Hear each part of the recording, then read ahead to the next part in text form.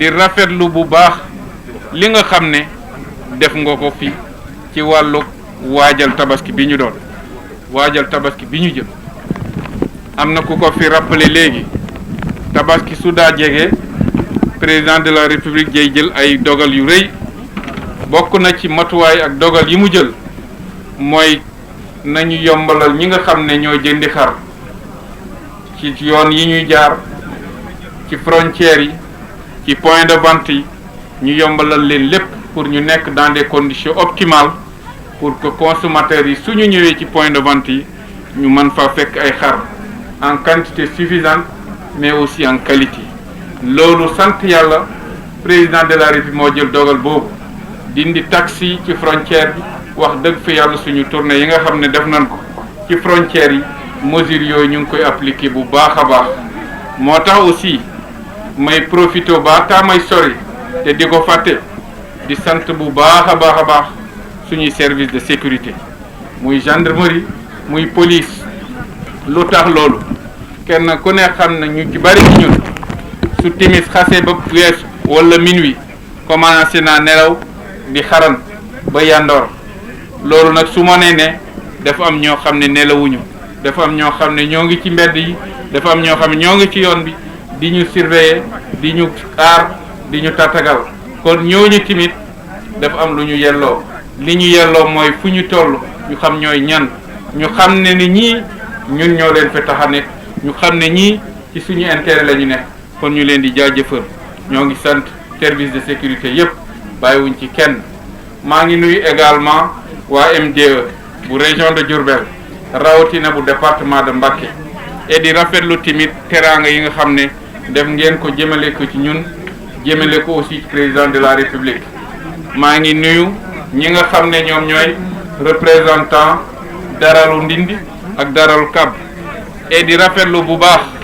li nga xam ne moom laa fi fekk li ma fi fekk mooy lan mooy fekk naa fi déjà ay doomu aadama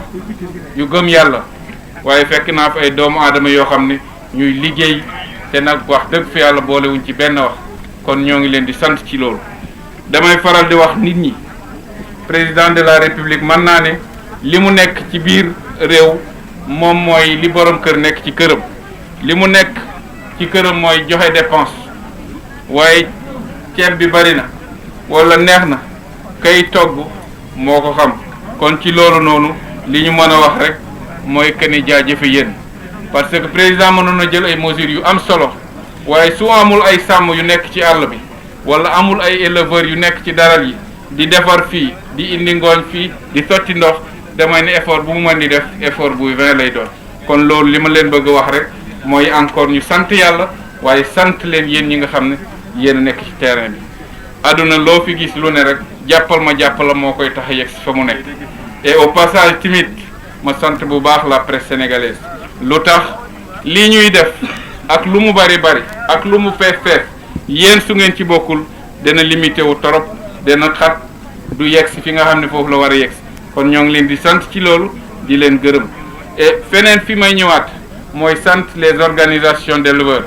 maa ngi ànd ak président Arouna Galoba mu nekk président union nationale des éleveurs du Sénégal maa ngi ànd ak Aliou Dembourou Lella mu nekk honorable député ba pare nekk président convergence des éleveurs républicains du Sénégal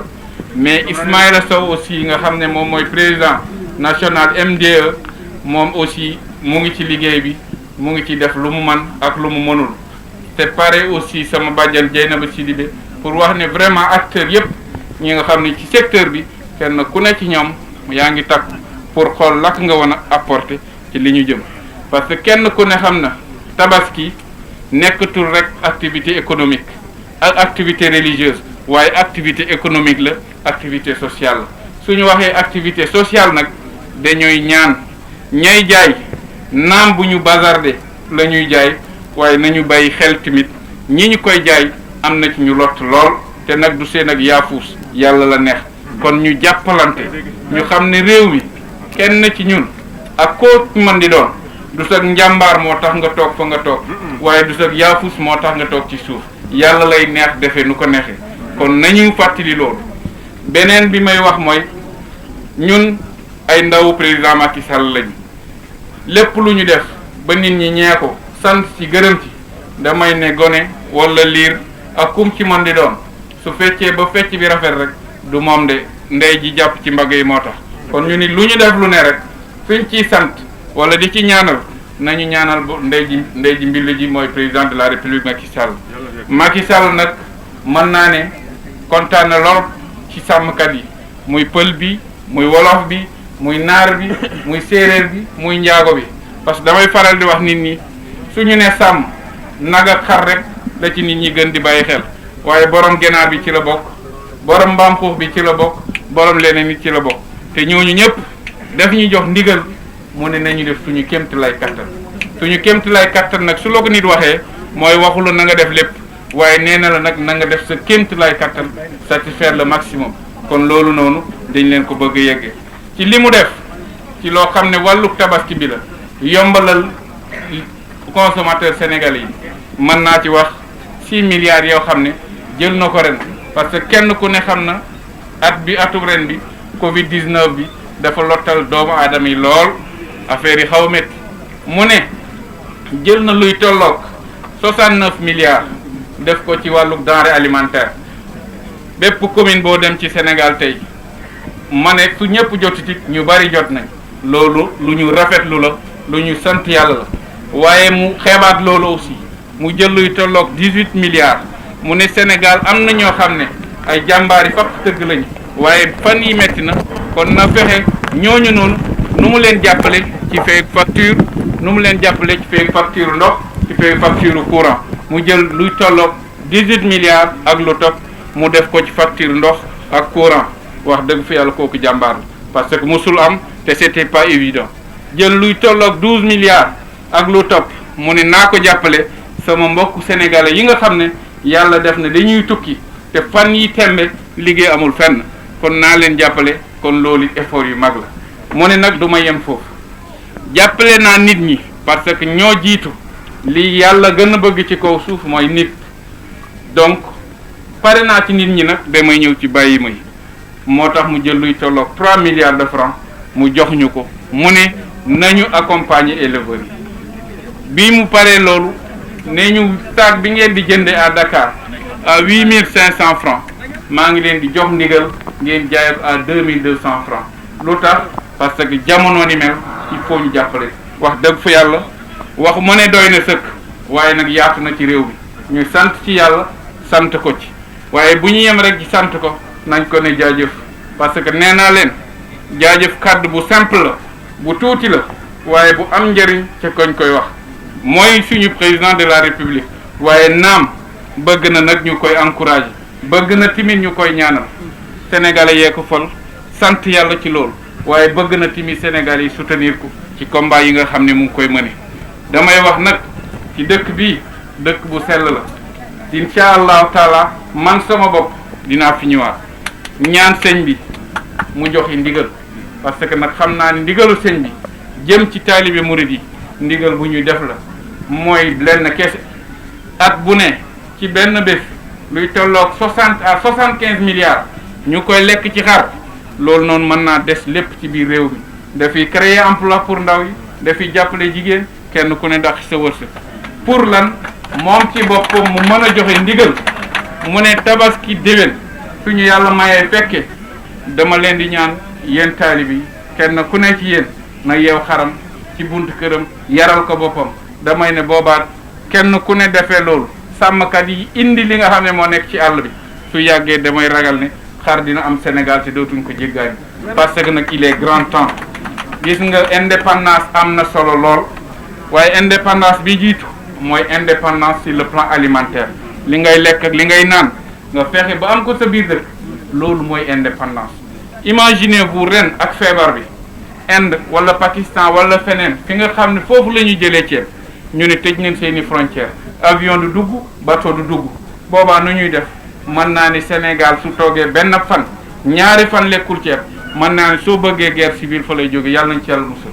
loolu nag la koy tax mooy kenn ku ne fa nga féete nga jéem sa kémt lay kattan ca lañ la jox pour que nga jéem satisfaire sa réew ci loolu noonu la ko waxee ci yàpp bi noonu la ko waxee aussi ci meew bi ak lépp loo xam ne produit laitier la muy beurre muy fromage ak yu mel ne moom parce que kenn ku ne xam na at bu ne ñu ngi jël ci réewu Sénégal luy tolloog 50 milliards yoo xam ne ci wàllug meew la wàllug beurre la wàllug fromage loolu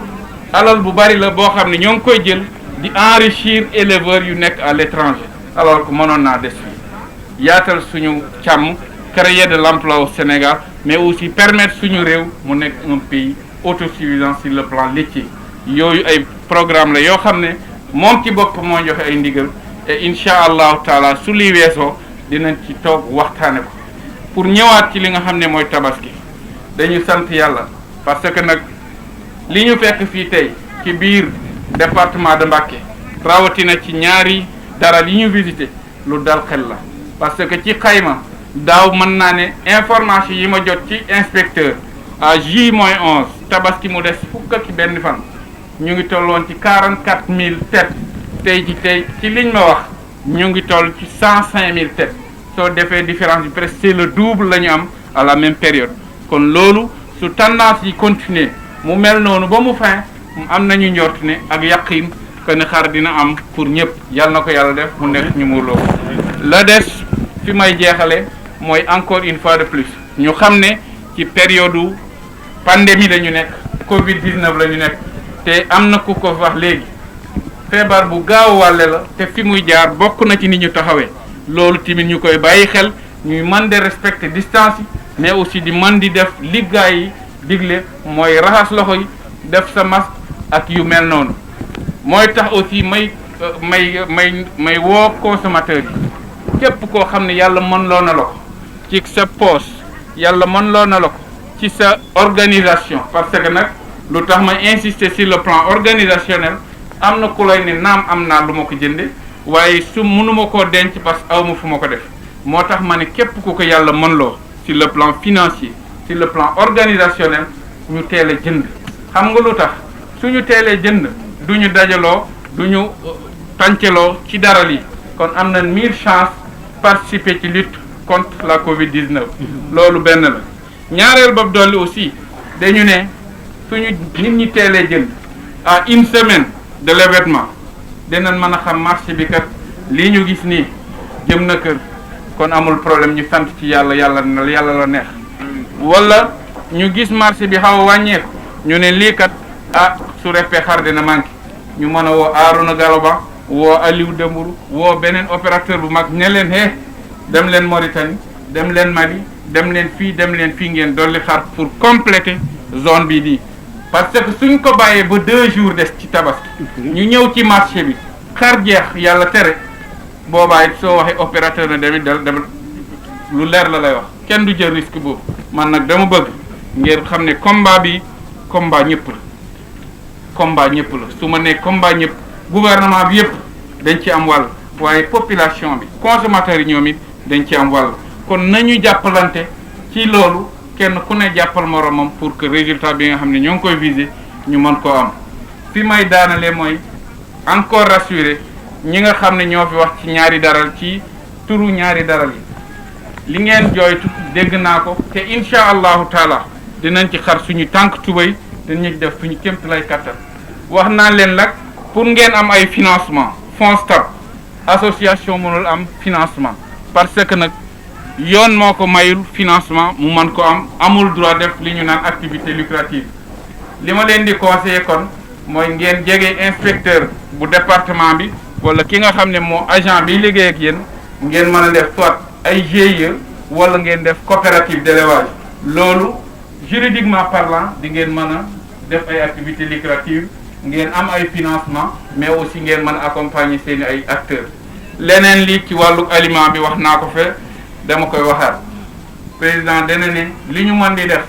nañu accompagner nit ñi ci ay initiative yu loon di tax a autonome su kenn ku ne autonome damay ne dañuy noppalu moo tax ci wàllu aliment bi aussi nee naa leen su ngeen demee ba am papier yooyu am nañu fonds boo xam ne c'est presque 3 milliards at bii la ko président def mën naa ne 1 milliard 800 financé nañ ko ci affaire opération tabaski ci biir fonds boobu aussi dañu financé ay magasin aliment bétail kon tey ci tey am ngeen papier yooyu yéen a ngi toll 300 personnes wala lu ëpp